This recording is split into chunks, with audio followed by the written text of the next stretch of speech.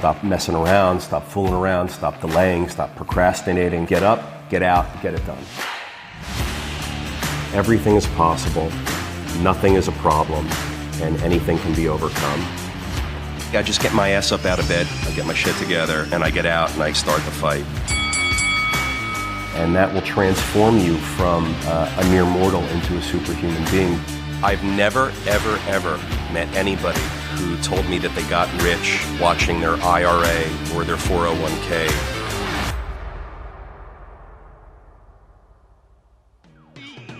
The malls aren't worth a whole lot.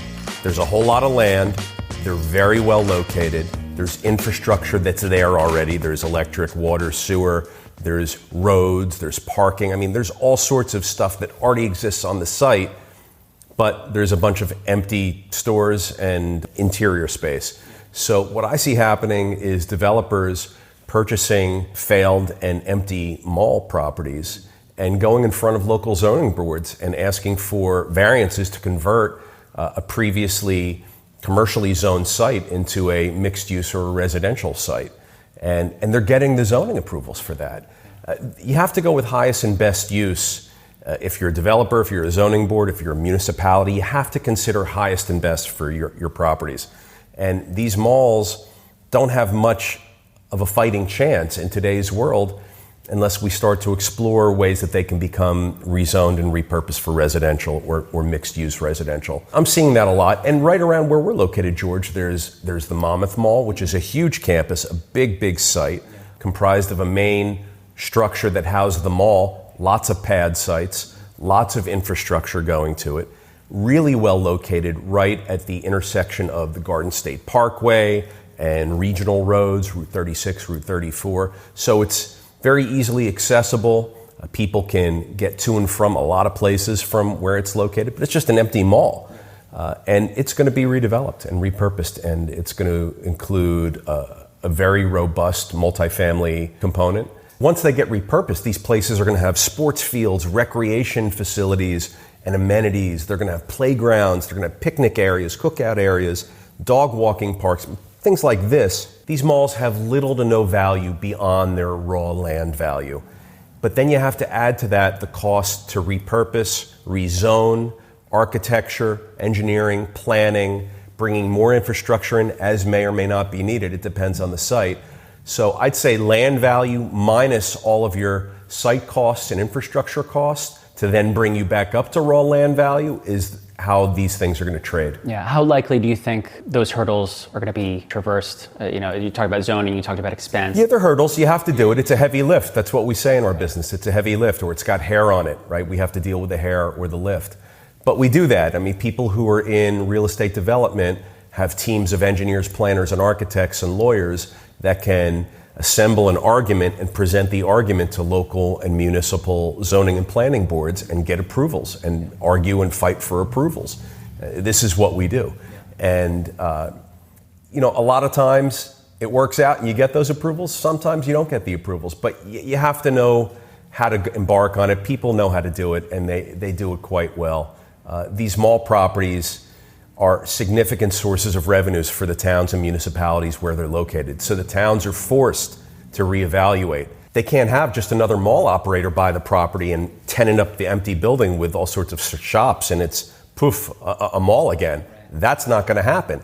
And the property tax revenue that the towns get from these properties is major. It's not a little bit of money, it's a lot of money because these are big properties we're talking about, and they're commercial properties.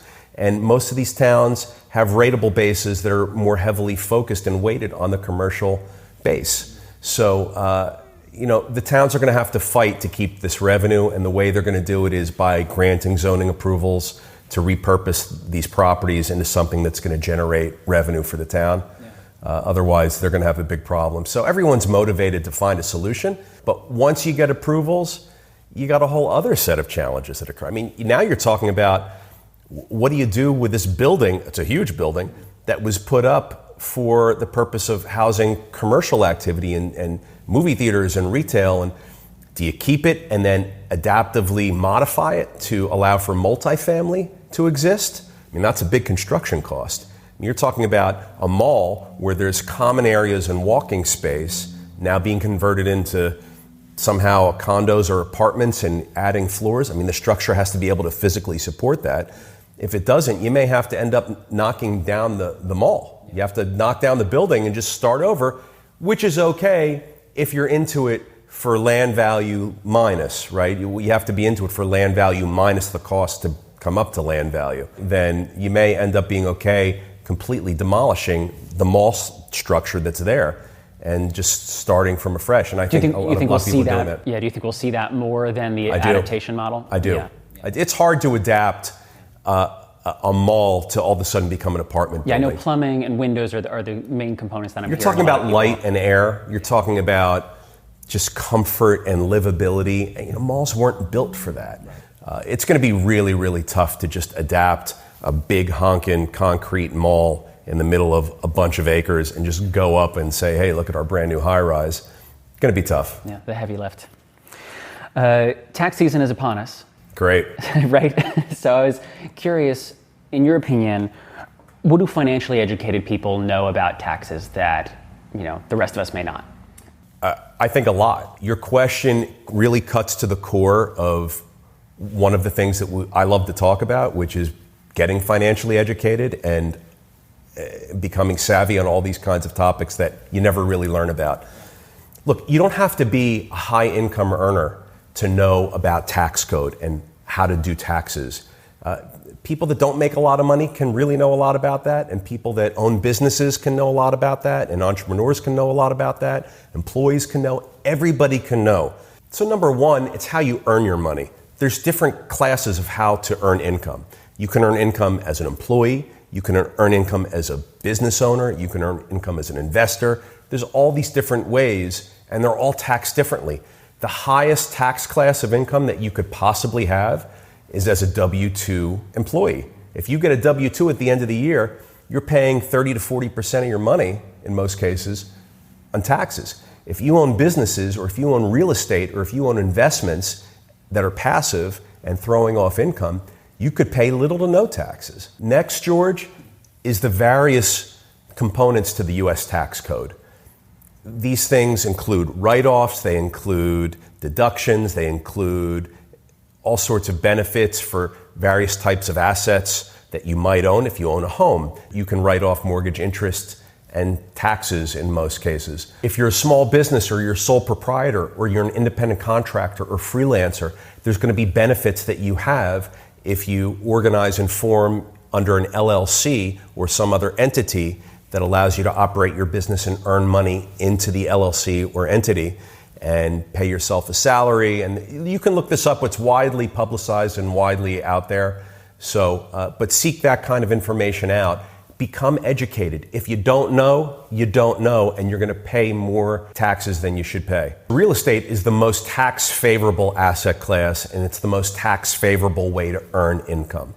If you own real estate that's income producing real estate, the income that you get from that real estate is taxed at the lowest possible tax rate compared to if you are an independent contractor, freelancer, or a W-2 salaried employee. How do you screen tenants? We've talked about that kind of tangentially, but we haven't really tackled it as a whole topic. You're looking at an applicant's FICO score, you're looking at their income, you're looking at their industry, where they work. We've seen more than ever during a pandemic that certain industries are more at risk than others. You're looking at their prior rental history, you're looking at the state that they earn their income. Do they earn income from an employer that's located within your state? And once we verify income, we're measuring the income to rent ratio to make sure that our applicants don't exceed 35% of their income going towards paying their rent. That's a key metric. For us, that's how we determine affordability. If someone applies for an apartment with us and the annual rent is 35% or less to their annual income, that's the definition of affordability with us, and we are likely to proceed with evaluating and possibly approving that applicant. Likewise, if someone applies for an apartment and they have an income to rent ratio that's greater than 35%, it's going to be reason for a pause. Perhaps they're going to need a cosigner. We see that a lot with younger applicants. Perhaps they're just out of school or they're earlier on in their careers. It's the global picture. When someone applies for an apartment, it's not just the income to rent ratio. It's not just the FICO score. You really have to look at the global picture. You have to look at how the application's being securitized if they don't qualify on income and credit. Is there a cosigner? Is there another way to securitize the lease? Because a lease is really an obligation for the tenant to pay the property owner. It's a contract. So the property owner wants to know that there is some financial wherewithal behind that obligation to pay, either in the form of a job where the tenant is earning enough income to make the monthly payments, or with a cosigner, or with some sort of securitization of the lease that you can do financially in some states. Every states are different. A big thing for us is whether the income that the applicant is earning is in-state or not. If there's a default and you have to go out of state to enforce your rights to collect on the payment obligation, it's going to be tougher than if you have to go in-state to garnish a wage or perhaps seek to enforce your rights on a defaulted obligation of payment. But we're looking for those things. If everything's an indication, we want to be indicated that the person we're going to accept into our real estate has a high likelihood of making their payment obligations. This might be a weird question. There might not be a clear answer to it, but do you see a connection between that underwriting process and a tenant's behavior? Not just in paying, but in their actual interactions with staff, your interactions with you. So that you're getting into mythological secrets of the trade. I will tell you that there is no rule. Mm-hmm. You could have someone that presents with a high FICO score, with a high income, passes background checks, they move into your property, and they are an absolute disaster.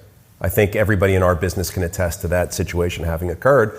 Likewise, you can have someone that presents with maybe a lower FICO score and a lower income earnings amount, and they move in and everything's beautiful. You never know. Typically, the inexperienced renter, the more high maintenance resident will be those that have problems going on in their lives, and they sort of take it out on the landlord-tenant relationship. If you're the kind of person that's responsible, your shit's together, regardless of what you make at your job, and regardless of what your FICO score is, just if you're a responsible member of society, you're conscientious, you're empathetic, you're a good neighbor, like you're a good person, you're less likely to be taxing on the landlord-tenant relationship. And and by the way, the same thing goes for the property owner, George. If the property owner is a good guy, a good person, there's more of a likelihood to have a good landlord-tenant relationship. If the property owner's a piece of crap, there's more likelihood that you're going to have a crappy landlord-tenant relationship. I think we can all attest to that as well. I mean, so the flip side of that question actually would be, are there things that you would look for in a landlord or in a property manager? That absolutely. You want to try and find a professionally managed building with a professional staff that's there 24/7 to take care of your needs. Look, things come up at home in a multi-housing situation. You've got neighbors, you're stacked one on top of another, to the left and to the right of each other. I mean, you've got four walls, a ceiling, and a floor where there's people all around you. So things are going to happen. Pets are going to bark. Deliveries are going to get made and then get lost. Parking is, someone's going to be in your parking spot. I mean, you have to have someone to call. Make sure that the person who's managing or owning your property where you live is a real professional outfit that can handle your concerns and needs, and they come up, right? You're going to have a different experience with them than you will have with a sort of self-owner managed, long-time owner, not professional operator who sweeps the floors himself and that kind of thing. I mean, it's just not going to be a great experience. It'll probably be a little less money than the professionally run property down the road, but it won't be the same living experience. You want to make sure that the building you're moving into is being owned and managed by someone who offers things like professional monthly cleaning, monthly sanitization, recycling, composting in some cases if you're in those kinds of markets, extermination. I mean, all of these things are real material factors to living in multifamily housing. If one of your neighbors has an extermination issue, you're going to have an extermination issue. You want the property owner to be on top of it. As a property owner, if you have a great location and a great property, give your residents great service. Offer a great place to live, but give them great service. That's what's going to differentiate you between all of the other flotsam and jetsam in your marketplace and at your price point, because not everybody is great at this. Every product is priced differently, and there's an ask for every seat, as we say in business. So if your ass wants the seat where there's people to tend to your needs, seek out a professional management company, a professional operator. If your ass wants the seat where you maybe want a little bit of a price value differential and you're willing to pay a little bit less to get a little bit less, there's those options as well. That's the beautiful thing about a free market in our rental housing industry, is that the market's often segmented and fragmented out into different price points with different levels of service and offerings. So seek the one that's best for you. Totally. You bring up your daughter quite a bit on the show. She's my whole life. Yeah. So I was curious, has fatherhood and marriage affected how you do business at all? Do you feel like that stayed the same? You know, did you do any math beforehand? I know that sounds ridiculous. I did no math. I did no math. But looking back on it, here's what I'll tell you. I mean, it's a very interesting question you're asking. I had a huge amount of drive before I got married. I had a huge amount of drive after I got married. For me, being part of a marriage team didn't really change my internal drive and fire to become successful. Yeah. Likewise, I had a huge amount of drive before I had children, and even a bigger amount of drive now that I have children, because I do it for them. Yeah. Like everybody does, George. I'm not unique, but everybody wants their kids to have it better than they have it, and I'm no different, and so everything I do is for my kids. I'm hungry for that. I want to achieve that for them. I owe it to them. It's my obligation and responsibility and duty. I'm going to step up and I'm going to do it. So, but I did no math. I didn't really calculate out sort of the dilutive effects of marriage on my success arc in my business life. None of that math was done. Well, because I think a lot of young people, when they look at the future that they're seeking, and especially if they're, if they think of themselves as achievers, they may be concerned that, oh, well, getting married or having children is going to take me away from the thing that I care about. Look, here's the most important thing. It doesn't have to take you away from the thing that you care about. Pick the right person, make a good decision, as with anything in life, right? If you pick a bad person to be a partner with, you're going to have a bad partnership, and it's just going to be tough. The most important thing is to have a partner that supports you, that understands your drive and your passions and your direction and where you're going with everything. And if you have that support, that's the most important thing. That will enable you to achieve. I find that the most successful people I know have great partnerships and great relationships with those that are closest to them, especially, obviously, spouses. So if you can have a great supportive relationship with your spouse or significant other, it's going to fuel you and enable you to become even more successful. It won't hold you back at all. Beautiful. All right, Peter. Well, I got some Zest Quests. Zest away, babe. Fantastic. All right. First Zest Quest, what's something you think the majority of the public is misjudging value on, either overvaluing or undervaluing? Overvaluing looks and appearances and fronting as if they're successful, as if they're rich, as if they're experienced when they're not, any of those things at all. It doesn't matter what other people think, so don't spend so much time making it look like you're something that you're not. Put in the real work and achieve the real results instead. Don't spend the time and money making yourself look a certain way when you're just not that way. Most of the people I know that have made a lot of money are really mellow, low-key people. Yeah. Well, you just had that tweet from Elon Musk the day that he surpassed Bezos. He said, "Oh, this is such a weird day. All right, back to work." Back to work, man. I love that. I love that he said that. Totally. You know what else I love about him? He earned his wealth. He created his wealth. In our country, the significant majority of the people who are very wealthy created it from nothing. Sure, there's people that were born into it. I'm not saying they don't exist. And there's people that have inherited wealth. Yeah. They exist as well. The significant majority of people in our country that have become really wealthy created it, worked for it, and worked their way up over long periods of time, over the course of the marathon. And then one day they were there, and that's how they got their wealth. And I love that. And he's a great example of it because he acknowledges, he says, look, I'm not great at so many things. I just know how to hire people that are smarter than me. And that's such an important skill if you want to build and grow and create stuff, is to be able to delegate and bring in people who are smarter than you. So I love Elon Musk. I love him for saying that. So thank you for bringing that up. Yeah, and he spends a tremendous amount of time on product development, even in comparison to other successful people and everything like that. So that's important. All right, and last question for today. if you were meeting someone for the first time, say you're at a party or something or an interview, and someone says, hey, have you heard about what's something that would grab your attention or have you say, oh, I'm going to like this person? Is there anything that you feel like comes up where people are, interviews, parties, anything like that? I welcome those moments. I haven't had any interviews in the past year. I haven't been to any parties in the past year. So if anybody says anything to me about, hey, have you heard about, that means that we're having some sort of conversation and we're being brought together, which I crave and I appreciate and I long for. Today's world is so divisive. People aren't talking. People aren't coming together. And I'm not talking about just the pandemic. I'm just talking about our cultural world that we're living in right now. People are so divided. There's so much anger. There's so much divisiveness. There's so much resentment. So many different issues and so many cross sections of people across our society. And it's just a bummer. So for me, if someone were to say, hey, Peter, have you heard about... I'd be like, yeah, what is it, paper clips? Tell me. I'm so hungry to have a connection and speak and be engaged with people and be together with people that it really can be anything for me. What I'm hearing you saying a little bit is that it's not so much what the person is bringing up to you, but if they're listening, maybe that's... A little bit of listening, a little bit of talking, and a lot of coming together on things.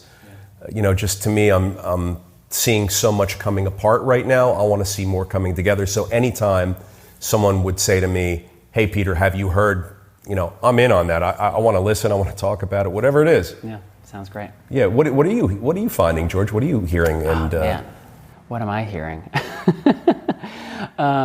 You're like the main person that I've been together with and spoken to in the past year. Yeah, well, it's only you. Yeah, and you posted the thing about It Might Get Loud the other day. On your other the Jimmy Page. I love that. And that really, I love that movie. It's a great. When the Edge stands up, he starts going into the riff, and the Edge stands up off the couch. He's got that look in his face, and you could see the raw emotion in his eyes, and he sort of tilts his head, and he squints, and he looks at Jimmy Page, who's playing this classic riff on the guitar, and the Edge is just like a kid again. You can see he goes back to his 7.5-year self, and he's just like in front of his rock god, and it was just an incredible. I love that. Can you throw that up just so Absolutely, that people?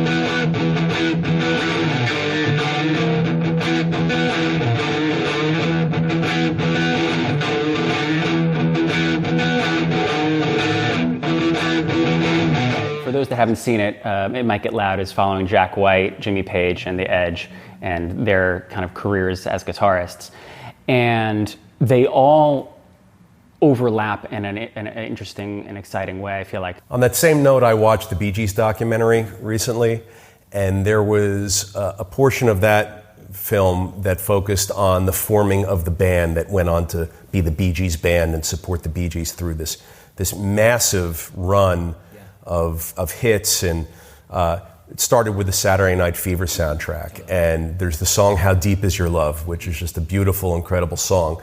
And the piano player, Blue Weaver, talks about the piano part and the recording of that song. And in an interview format, they zoom in on Blue Weaver as he's talking about his recollection of playing that part during the recording, and he starts to tear up, and he's looking right at the camera, and he remembers, he goes right back to that moment where he played the part, and it's very emotional for him, and it's raw emotion, and he really connects with that memory when he played that part. And for the rest of the world, that's what we experience. We experience that emotion. He talked about how happy he was and how he poured everything into playing this part. And I think we feel that when we listen to that track, for those of you who speak music. But that I love to experience other people experiencing the raw emotion. So whether in this discussion we're talking about The Edge and Jimmy Page or Blue Weaver with How Deep Is Your Love, whatever it is, I love watching it because it's such a point of connection for humans. Yeah. Well, and I think it's a rare experience for people to feel like they're giving their all, to be honest. And so rare. Yeah, so when you actually either witness that or can experience that yourself, it's, Yeah, harness it, bottle it up, save it for later, learn from it. I mean, those are the moments, man, when you can really look into someone's eyes and see years and years of their their emotions and pain and love and torture and happiness and all that stuff. It's very powerful stuff. Yeah, leaving it all in the field. All right, well, thanks so much, Peter. Appreciate it. Thank you, George. I'll see you next week. See you.